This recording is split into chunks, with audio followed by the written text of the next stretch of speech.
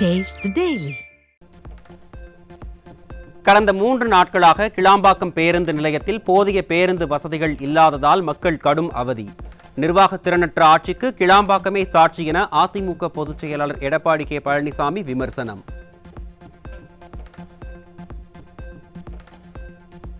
கிளாம்பாக்கத்தில் முறையான பேருந்து ஏற்பாடுகளை செய்யக்கூட இந்த ஸ்டாலின் மாடல் திமுக அரசுக்கு வக்கில்லையா? சொந்த ஊருக்கு செல்லக்கூட மக்களை பரிதவிக்க வைக்கும் ஸ்டாலின் மாடல் அரசுக்கு அதிமுக பொதுச் செயலாளர் கடும் கண்டனம்.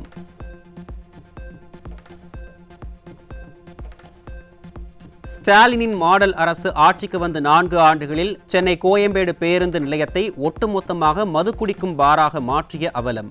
திருட்டு, பாலியல் சீண்டல் என குற்ற சம்பவங்களின் கூடாரமான கோயம்பேடு பேருந்து நிலையம் நிர்வாக திறனற்ற ஸ்டாலின் மாடல் ஆட்சிக்கு இந்த சம்பவமே சாட்சி. கடலூர் மாவட்டம் பன்ருட்டி அருகே கொரோனா வைரஸ் தொற்றுக்கு முதியவர் உயிரிழப்பு. தமிழகத்தில் இதுவரை கொரோனா வைரஸ் தொற்றால் 6 பேர் உயிரிழந்ததால் மக்களிடையே அதிர்ச்சி. தமிழகத்தில் தற்போது வரை கொரோனா தொற்றால் பாதிக்கப்பட்டோர் எண்ணிக்கை 197ஆக உயர்வு. ஆக்சிஜன், வென்டிலேட்டர்கள், தனிமைப்படுத்தல் படுக்கைகள் மற்றும் அத்தியாவசிய மருந்துகளை தயார் நிலையில் வைக்க மத்திய அரசு உத்தரவிட்டுள்ள நிலையில் ஸ்டாலினின் அரசு பெயரளவுக்கு நடவடிக்கை எடுத்துள்ளதாக மக்கள் குற்றச்சாட்டு. இந்தியா முழுவதும் நேற்று ஒரே நாளில் 391 பேர் கொரோனா தொற்றால் பாதிக்கப்பட்டுள்ளனர். இதுவரை 5755 பேர் பாதிக்கப்பட்டுள்ளதாகவும் அதிகபட்சமாக கேரளாவில் 1806 தொற்று பதிவாகியுள்ளதாகவும் மத்திய சுகாதாரத்துறை தகவல்.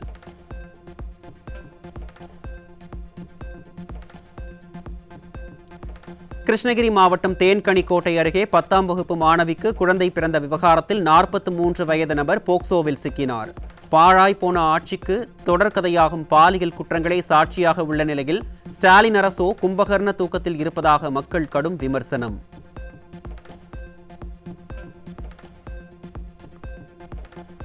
சென்னை வேப்பேரியில் சரமாரியாக வெட்டப்பட்டு மருத்துவமனையில் அனுமதிக்கப்பட்டிருந்த ரவுடி சிகிச்சை பலன் இன்றி உயிரிழப்பு.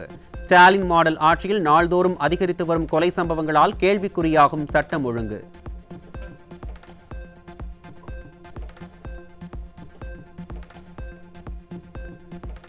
திண்டுக்கல் மாவட்டம் கொடைக்கானலில் லூடோ ஆன்லைன் விளையாட்டில் பணத்தை இழந்த மருத்துவர் தனக்குத்தானே விஷ மருந்து செலுத்தி தற்கொலை.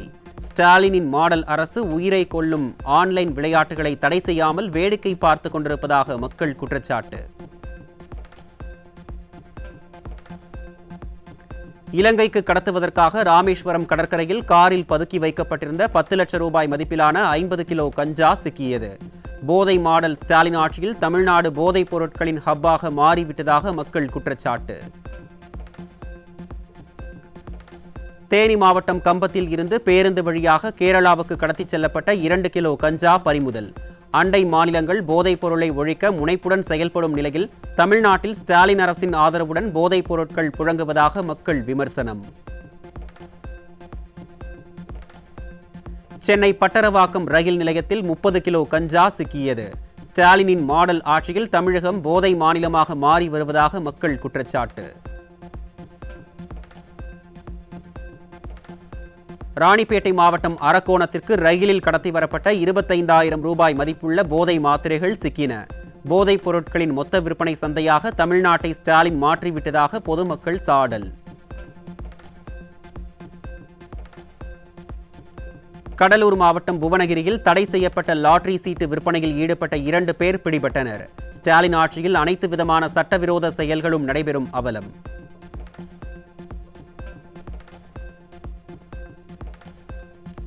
ஈரோட்டில் இளைஞர்களின் வாழ்க்கையை சீரழிப்பதற்காக விற்பனைக்கு வைக்கப்பட்டிருந்த போதை மாத்திரைகள் மற்றும் ஊசிகள் பிடிபட்டன. விடியா ஸ்டாலின் ஆட்சியில் தெருக்களில் காய்கறிகள் விற்பனை செய்யப்படுகிறதோ இல்லையோ போதைப் பொருட்கள் தெரு தெருவாக கூவி கூவி விற்பனை செய்வதாக மக்கள் குற்றச்சாட்டு. தூத்துக்குடி மாவட்டம் திருச்செந்தூர் அருகே வீட்டின் முன்பு நிறுத்தப்பட்டிருந்த 2 சக்கர வாகனம் திருட்டு. புகாரளித்தும் கும்பகர்ண தூக்கத்தில் இருக்கும் விடியா அரசின் ஏவல் துறை இதுவரை நடவடிக்கை எடுக்கவில்லை என வாகன உரிமையாளர் குற்றச்சாட்டு. திருவண்ணாமலை மாவட்டம் வந்தவாசி பகுதியில் பல வருடங்களாக இருசக்கர வாகனங்களை திருடிய நபர் சிக்கிய நிலையில் அவரிடமிருந்து 13 திருட்டு இருசக்கர வாகனங்கள் பறிமுதல். தீய சக்தி ஸ்டாலின் ஆட்சியில் அதிகரிக்கும் திருட்டு சம்பவங்களால் சாலைகளில் வாகனங்களை நிறுத்தவே வாகன ஓட்டிகள் அச்சம். சேலத்தில் சிகரெட் மொத்த விற்பனை நிறுவனத்தின் பூட்டை உடைத்து 20 லட்சம் ரூபாய் மதிப்பிலான சிகரெட் பண்டல்கள் கொள்ளை. திமுக ஆட்சியில் முறையாக ரோந்து பணிகளில் ஈடுபடாத காவல்துறையால் கொள்ளை சம்பவங்கள் அதிகரித்து உள்ளதாக வியாபாரிகள் அச்சம். பதிவு செய்யப்பட்ட மற்றும் நிலுவையில் உள்ள புகார்கள் குறித்து விசாரிக்க ஜூன் 9 மற்றும் 10 ஆகிய தேதிகளில் குறைகேட்பு கூட்டம் நடத்தவுள்ள தேசிய மகளிர் ஆணையம். பெண்களுக்கு எதிரான குற்றங்கள் குறித்து ncwapps.nic.in என்ற பக்கத்தில் ஆன்லைனில் புகார்களை பதிவு செய்யலாம் எனவும் அறிவுறுத்தல். செங்கல்பட்டு அருகே சட்டவிரோதமாக ஏரி மண்ணை வாங்கி வயலில் கொட்டிய திமுக பெண் ஒன்றிய கவுன்சிலர் சிக்கினார். ஸ்டாலின் ஆட்சியில் திமுகவினரே சட்டவிரோத செயலில் ஈடுபடுவது தொடர்கதையாகி வருவதாக மக்கள் ஆவேசம். சென்னையில் அரசு வேலை வாங்கி தருவதாக கூறி 12 பேரிடம் 1,66 லட்சம் ரூபாய் மோசடி செய்த 2 சிக்கினர். மோசடிகளின் எண்ணிக்கை அதிகரித்ததுதான் ஸ்டாலின் அரசின் ஒரே சாதனை என பொதுமக்கள் கடும் விமர்சனம். புதுக்கோட்டை மாவட்டம் விராலிமலை அருகே வீட்டில் தனியாக இருந்த அங்கன்வாடி பெண் ஊழியரை கட்டி போட்டு 15 சவரன் தங்க நகை கொள்ளை. ஸ்டாலின் ஆட்சியில் காவல்துறை மீது சிறிதும் பயமில்லாததால் சர்வசாதாரணமாக திருட்டு சம்பவங்கள் நடைபெறுவதாக மக்கள் வேதனை. கோவையைச் சேர்ந்த பெண் ஒருவரிடம் சுமார் 13 லட்சம் ரூபாய் மோசடியில் ஈடுபட்ட வடமாநில இளைஞர் சிக்கினார். ஸ்டாலினின் மாடல் ஆட்சியில் மோசடி சம்பவங்கள் தொடர்ந்து அதிகரித்து வரும் நிலையில் உளவுத்துறை தியான நிலையில் இருக்கிறதா என மக்கள் கேள்வி. சென்னை அண்ணா நகரில் போலி ஆவணங்கள் மூலம் நிதி நிறுவனத்தில் 9 கோடி ரூபாய் வரை மோசடி செய்து பெண் ஊழியரிடம் 15 சவரன் நகையை கையாடல் செய்த நபர் சிக்கினார். விடியா மாடல் ஆட்சியில் துணிகரத்துடன் மோசடிகள் நடைபெறுவதாக பொதுமக்கள் குற்றச்சாட்டு. தமிழகத்தில் அரசு மருத்துவக் கல்லூரிகளில் 500 MBBS இடங்களுக்கு இந்த ஆண்டும் அனுமதி மறுக்கப்பட்டுள்ளதால் மருத்துவம் படிக்க விரும்பும் மாணவர்கள் அதிர்ச்சி. பேராசிரியர்கள் பற்றாக்குறை, மருத்துவ கட்டமைப்பு குறைபாடு போன்றவற்றை சரி செய்யாமல் நீட் விலக்கு என்ற கபட நாடகத்திலேயே விடியா ஸ்டாலின் அரசு இருப்பதால் 500 MBBS இடங்களை இழந்த தமிழகம். தமிழ்நாடு குடிநீர் வடிகால் வாரியத்தில் அதிகாரிகள் மற்றும் ஒப்பந்ததாரர்களால் ஆண்டுக்கு 90 கோடி ரூபாய் அளவுக்கு ஊதிய மோசடி நடைபெறுவதாக குற்றச்சாட்டு. வங்கி மூலம் ஊதியம் வழங்க வேண்டும் என்ற விதிமுறைகள் பின்பற்றப்படாமல் மோசடியில் ஈடுபடும் நபர்கள் மீது ஸ்டாலினின் மாடல் அரசு நடவடிக்கை எடுக்குமா என மக்கள் கேள்வி. திண்டுக்கல் மாவட்டம் கொடைக்கானல் குணா குகையில் மலேசிய சுற்றுலா பயணியை பெண் வனத்துறை அதிகாரி தாக்கிய சம்பவத்தின் வீடியோ வெளியீடு. ஸ்டாலினின் மாடல் ஆட்சியில் சுற்றுலா பயணிகளை அடிக்க வனத்துறைக்கு அனுமதி கொடுத்தது யார் என மக்கள் கேள்வி.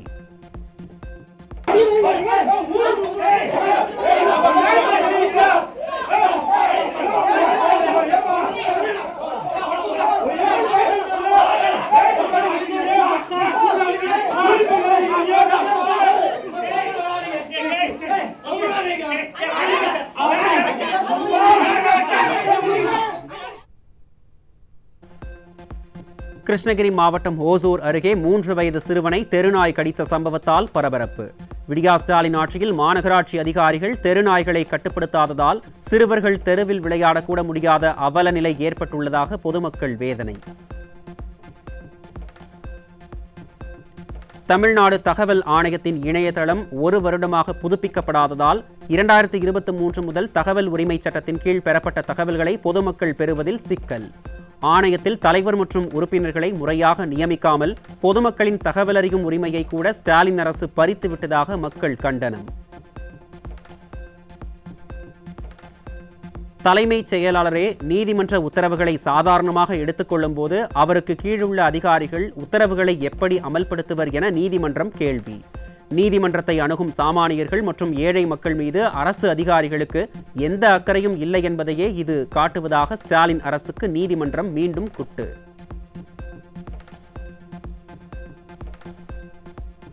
தமிழ்நாட்டில் பள்ளி கல்வித்துறையின் செயலற்ற தன்மையால் 12ஆம் வகுப்பு பொதுத் தேர்வில் மொத்தமாக 40,585 மாணவ மாணவிகள் தோல்வியடைந்த அவலம். விளம்பரமாடல் அரசின் திறமையின்மையை அம்பலப்படுத்தியுள்ள தேர்ச்சி விகிதம். தமிழகத்தில் கோடை வெயிலின் தாக்கத்தால் கோழி பண்ணைகளில் நாளொன்றுக்கு 40 முதல் 50 கோழிகள் உயிரிழப்பு. 40,000 பண்ணைகளில் மொத்தம் 50,000 கோழிகள் இறப்பதாக உரிமையாளர்கள் வேதனை.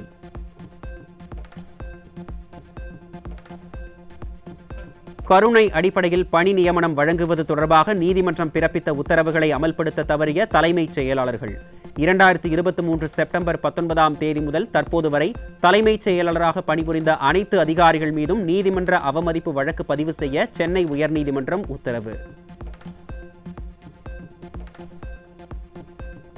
காஞ்சிபுரம் மாநகராட்சியில் மாநகராட்சி நிதி கொள்ளையடிக்கப்படுகிறது. ஒப்பந்தங்கள் விதிமுறைகளை மீறி குறிப்பிட்ட நபர்களுக்கு ஆதாயம் தரும் வகையில் வழங்கப்படுகின்றன என விடியா திமுக மேயர் மீது மாநகராட்சி கமிஷனர் பரபரப்பு குற்றச்சாட்டு. கட்டிங் பங்கு, கமிஷன் வேட்டை, கலெக்ஷன் கொள்ளை என மாநகராட்சி நிர்வாகம் ஊழல் களியாட்டத்தில் திளைத்து வருவதாக அப்பகுதி மக்கள் குற்றச்சாட்டு.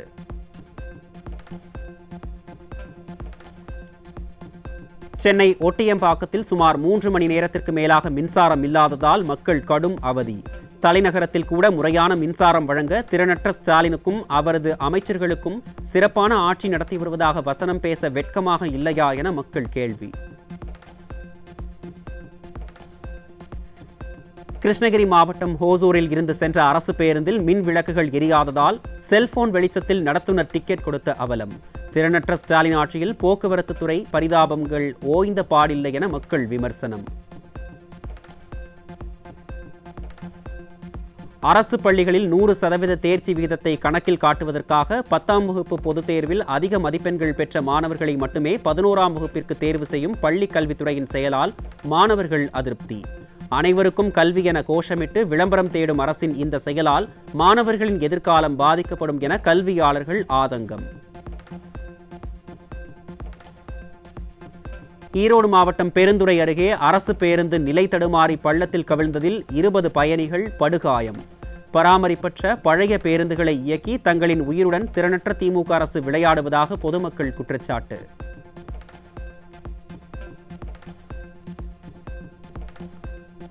திருவண்ணாமலை மாவட்டம் செங்கத்தில் விவசாயியின் டிராக்டர் திருடிய 2 சிக்கினர். ஸ்டாலின் ஆட்சியில் சட்டம் ஒழுங்கு மீதான பயம் குறைந்துவிட்டதால் குற்ற சம்பவங்கள் தலைவிரித்தாடுவதாக குற்றச்சாட்டு.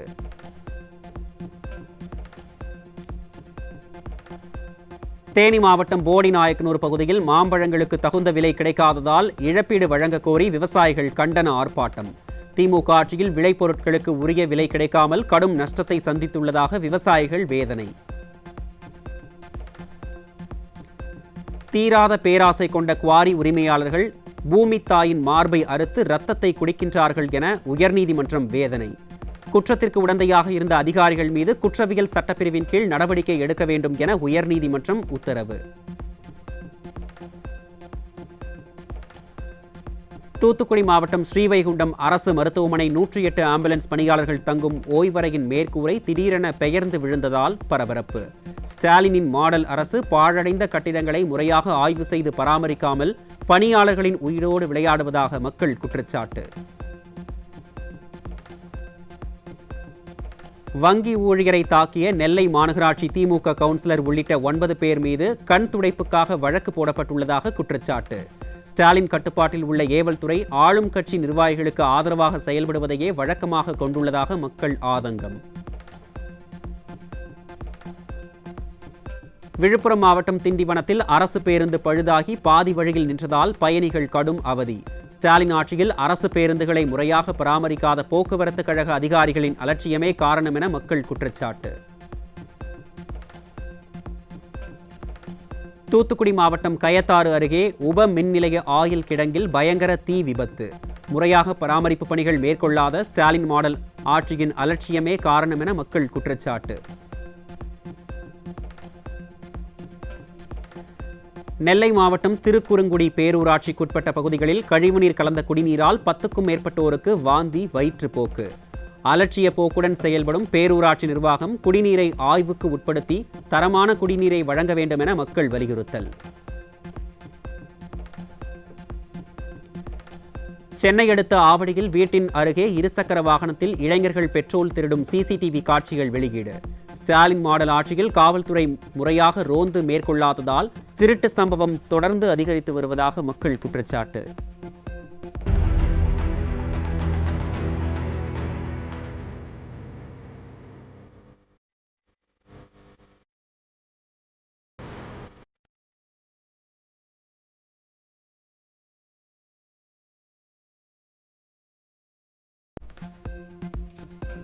மதுரை மாவட்டம் உசிலம்பட்டி அருகே 9 ஊர் கிராம மக்கள் ஒன்றிணைந்து 9 முத்தாலம்மன் சிலை எடுக்கும் வழிபடும் சாத்திரை திருவிழா கோலாகலம்.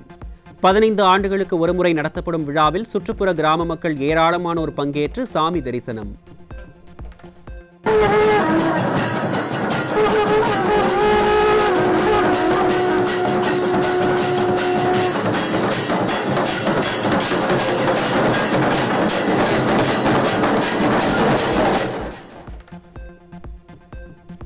நெல்லை அருகே கோயில் சாமக்கொடை விழாவில் சுடுகாட்டிற்கு சென்று எரிந்த மனித உடற்பாகங்களுடன் வந்த சாமியாடிகள்.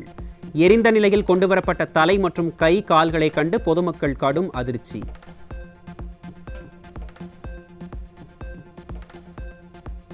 இன்று காலை 10 மணிக்குள் கோவை, தேனி, திண்டுக்கல், தென்காசி, நெல்லை உள்ளிட்ட 10 மாவட்டங்களில் மழைக்கு வாய்ப்பு.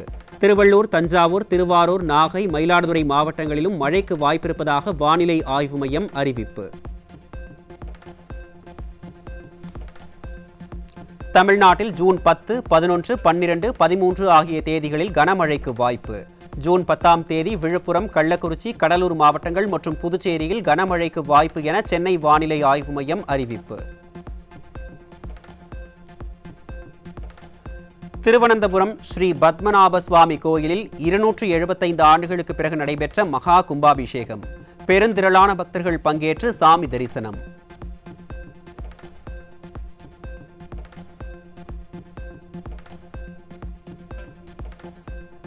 ககன்யான் திட்டத்துக்காக தேர்வான விண்வெளி வீரர்களில் ஒருவரான சுபன்ஷு சுக்லா ஆக்ஸிம் 4 திட்டத்தின் கீழ் ஜூன் 10ஆம் தேதி சர்வதேச விண்வெளி நிலையத்துக்கு பயணம். டிராகன் விண்கலத்தில் 28 மணி நேர பயணத்திற்கு பிறகு ஜூன் 11ஆம் தேதி இரவு 10 மணிக்கு சர்வதேச விண்வெளி நிலையத்தை சென்றடைவார் என அறிவிப்பு.